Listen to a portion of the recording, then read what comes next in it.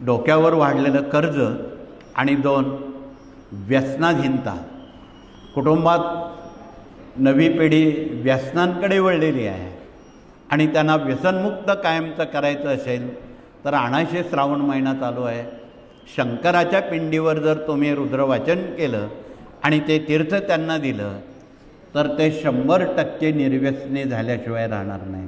म्हणून आपण हा उपक्रम कुटुंबियांनी, आईवडिलांनी, भगिनींनी हा आपण अवश्य राबवावा.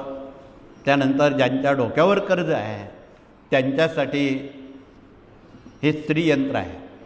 इथे बसलेल्या सर्व भगिनी श्रीयंत्राच्या उपासक, अभ्यासक, प्रचारक, प्रसारक आहेत. जगात आणि भारतात अशा आमच्या परिवारातल्या एकही भगिनी नाही की त्यांना श्रीयंत्र माहीत नाही.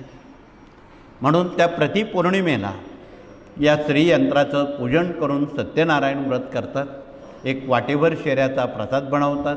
ही मराठी 5 अध्यायाची पोथी वाचतात.